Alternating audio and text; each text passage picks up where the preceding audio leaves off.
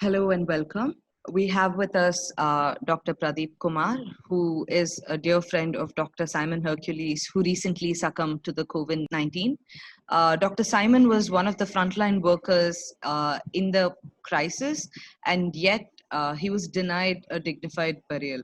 So, Dr. Pradeep Kumar, who's a dear friend of him, would tell us what exactly happened during the burial and the set of events that unfolded over the last few days. Hello, Dr. Pradeep. Namaste, madam. I'm Dr. Pradeep Kumar. I'm Dr. Simon's colleague, and I'm an orthopedic surgeon, and I'm a consultant in New Hope Hospital as well. On Sunday, when when we heard the news that Dr. Simon is no more, it was really a shocking and painful news for us. Having it was a very difficult time for the family members and whole of the New Hope Hospital family, as such, all the consultants, because he is just 55 years old, and that young age, and not an age to die, and nobody of us was expecting any of such thing, because we were very hopeful that when he was admitted in the Apollo, that he would recover and soon join us in the hospital. That is what we were expecting out of him, and things were looking very positive as well, because we always were in constant touch with the hospital doctors, who are all our colleagues and friends. Through them, we were knowing what exactly was going on, and we were sure that at one point he'll come and join us. But unfortunately, losing him was a very unfortunate event. And then when we were deciding about where to bury him, we were waiting for the sanitary workers, to come and approve, and they were under their supervision is what the burial should happen. That is what is the government guidelines. So we were waiting for the sanitary inspectors. They came, they inspected, and they said, okay, we'll go ahead. And we were waiting. After even coming down to the ambulance, we were about to shift him to the graveyard for burial, but still we were waiting longer duration. So I got, I was asking, why is it taking delay? Why is it being delayed so much? That is when the sanitary official said, sir, there has been a protest that is going on in the place where we were supposed to take him. I was literally shocked. We were not knowing where we were going to take him. But before that itself, there has been a protest that is going on there. So I went there. I took my. So which burial ground was this? This is supposed to be Christian Corporation burial ground in, I think, Kilpauk. They call it as Tipi Chatram or Kilpauk. Okay. Yeah. And so that is. Yes, what I also wanted to know was, who were these protesters? They are the residents around that region. They didn't want any corona positive body that has to be brought there and buried. They didn't want to have the virus being spread to them. They don't want that to happen. So they were against burial of a corona positive body. That is what was exactly their this thing was. But we never knew on that time. And during that time, why the protest was going on, I never knew anything at all that time. I just went there, took my car, went there. I realized there was a huge crowd there, about 200 to 300 people were standing there on the road protesting. So I just U-turned my car, made a U-turn with my car, and I went back and I alerted the. You're telling me that there was a protest of 200 people who gathered together in order for a coronavirus patient who's deceased to not be buried. So that's kind of ironic, don't you think? Yeah, I know. I understand. That is what it is. People like that itself can be a big reason for them to contact the virus, but they didn't understand all that. Any one person among the 200 people is sufficient enough to spread the virus among them, which they did not understand. So that is what ignorance, and that is what lack of awareness does to people. So we had to change the venue.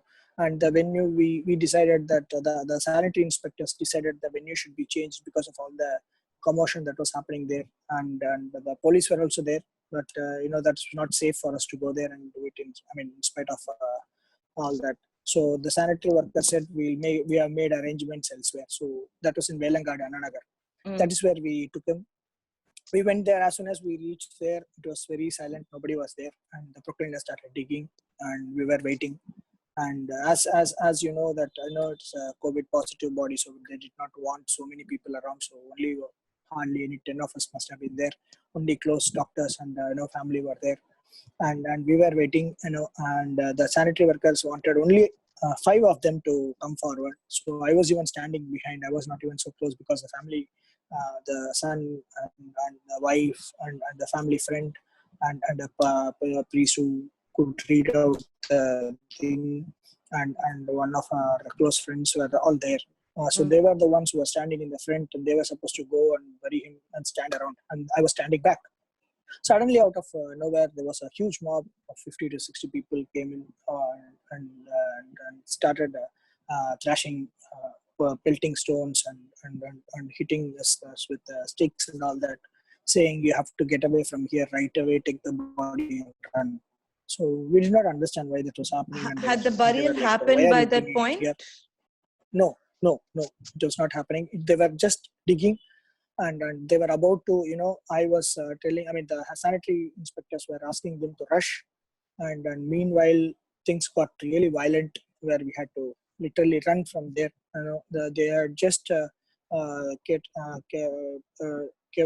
brought Dr. Simon down from the ambulance, and they had to literally push him back inside the ambulance and run from there. By then, two of uh, the sanitary workers were badly injured. They were bleeding from their head and all that, in the face, and so was the the ambulance drivers. Both of them were very badly injured, and the ambulance was shattered. The window panes, all the glass were broken, and they had to literally run for their lives from there. And we Right. all had to, yeah, we all had to run for our lives from there. Okay. So now, when all of this was happening, were there any police officials around you? No, no. When this was happening, the police officials were not there, and that is when I started calling the police, and I started calling. Police were there in the place the protest was happening. Right. Uh, yeah, the police were there in that protest, the place where protest was happening. Here it was very calm, so nothing was happening at all. So sanitary workers were also like not expecting anything at all. So no police was here. So we thought, okay, we can just finish it off and run away. But no police was there. So, And I started making calls then, mm, and that is when I had to literally run for our lives, and I got into my car, and the ambulance drove to the hospital, and I followed the ambulance. On my way, I was just calling to few of the health ministry officials whom I know through my contacts, and the health ministry officials made sure that they send the police. Then and after reaching the hospital, I was there, and two of the guys were, in front of the hospital. All both of the ambulance drivers were bleeding all over. Their PP kit was completely drenched with blood, and they were in no position to drive the ambulance after that. So I had to send them off to hospital for for their treatment, and I realized that nobody else was there then, and I did not have any ambulance drivers or any driver as such to drive the ambulance now. So I had to put on the PPE, and I requested two of the ward boys to wear the PPE as well and join me. And we both, we all three of us, we just started the ambulance, and I drew the ambulance actually. So oh, because none of them were there to drive the ambulance as well. So completely, there was no windscreen at all. The ambulance was completely shattered, and I just took the ambulance. I drove it, and by then I received a call from the assistant commissioner. They called me and they were like, "Sir, you come over. We'll do it off." Then okay, fine. There were already two of assistant commissioners there waiting, so we went there with the battalion. where So we went where did you go, sir? at the place where it got we got attacked.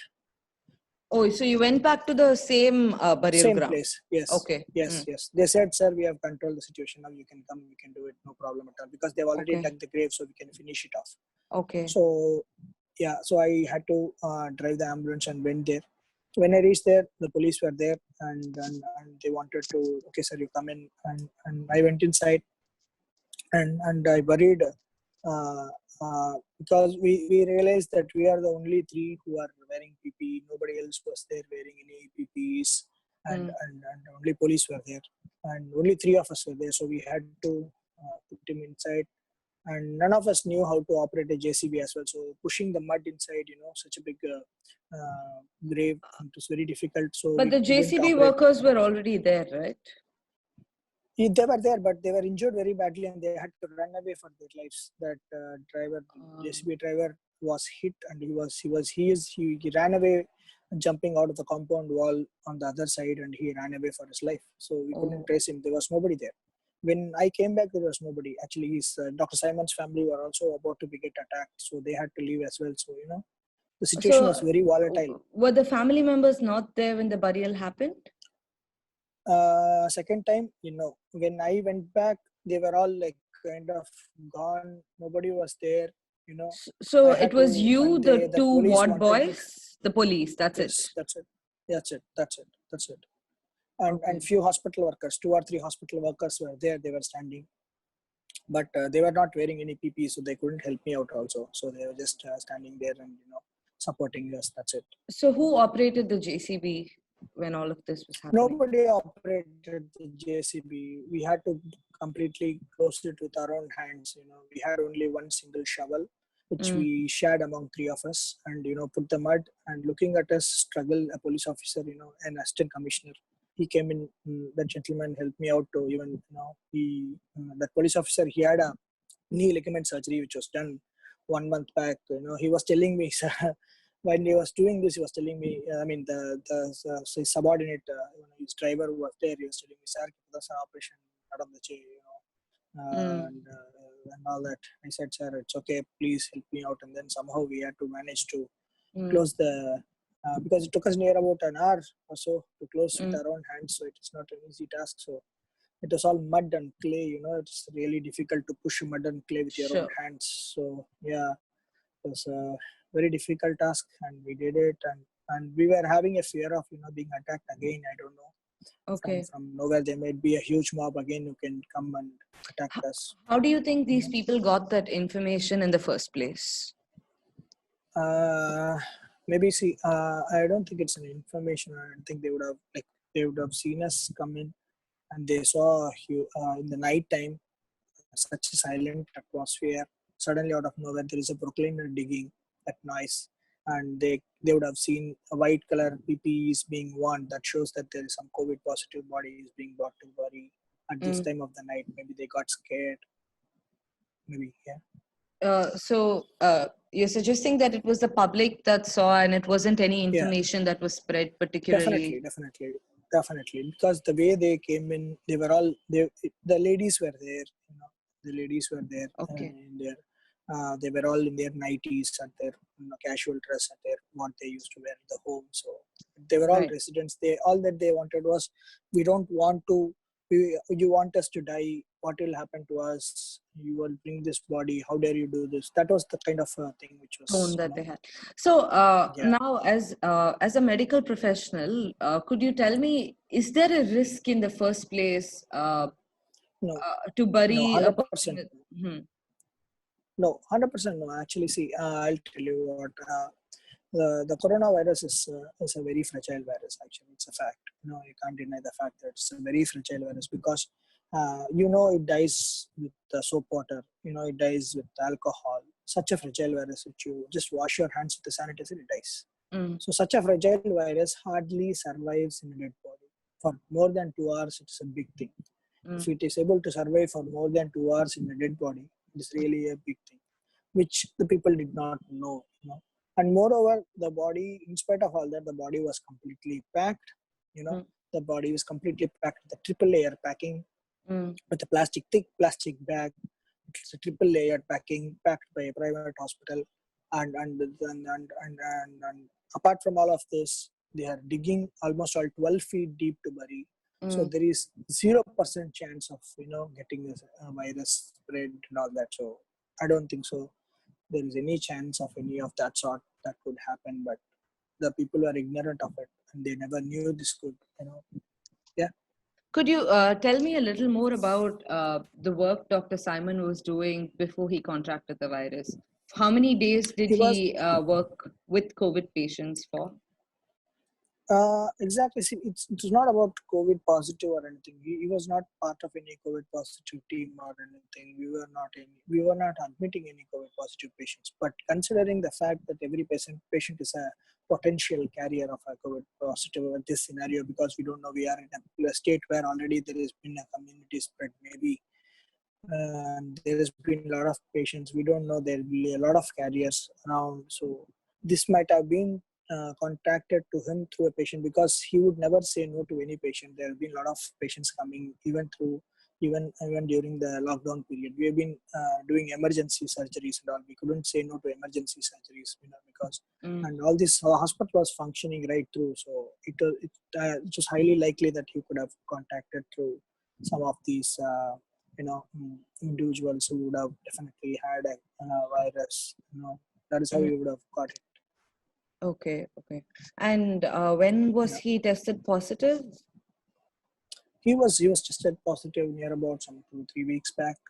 3 weeks back, yes. And his symptoms worsened over the course of the next 2 weeks. Yeah, actually, no, it was no. He in 2 days. The symptoms worsened in 2 days. He was having little fever. He took medication, Mm. and the third day he started developing severe breathlessness, and he was not able to breathe at all. That is when they had to literally shift him to a private hospital, where he was put on ventilator right from that day. Okay. Yeah, And then shortly and after. he was recovering. Yeah, and he was recovering for 2 weeks. He was recovering. We were expecting him to recover as well, but he was having comorbidities as well. He was a diabetic and a hypertensive, and there were a lot of issues going on with his kidneys as well. So we couldn't recover. Yeah. Okay. It's actually very sad to hear that one of the doctors who was working in uh, the emergency rooms when everybody is protected indoors did not get a dignified burial. What would you request to people?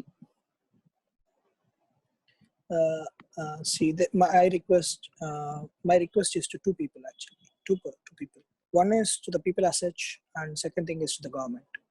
People as such have to understand and cooperate. Please, they have to cooperate with us, because doctors are not against them; they are for them. They have to understand this. Whatever we are doing is for them. We are not running away. We are also scared. Every doctor is also scared. They don't want this virus to affect them and their own families as well.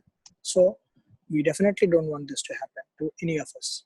But still, we are fighting this war on your behalf. And my second request is to the government. Please bring out a law for violence against doctors. We can't work in an environment where it is it is it is so volatile, in a constant fear. We can't work peacefully with constant fear of when will a mob attack us. So it is the government's responsibility to kindly provide us with enough security, and I believe nothing more than a strict and stringent law would help us, serve the community better. And no better situation than this is a right time to request for that, because this is the situation where we are at the most needed Right. for the community. And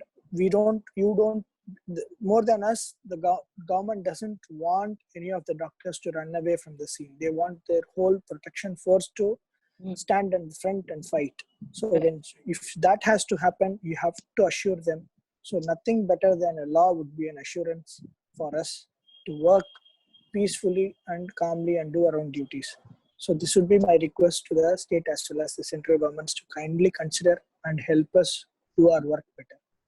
Right. Thank you so much, Dr. Pradeep Kumar. You took a lot of time, and I know you put a lot of effort into also describing the trauma that you went through. So hopefully both people and the government listen to what you have to say. Thank you. This is Sushmita Ramakrishnan for the New Indian Express. Thank you.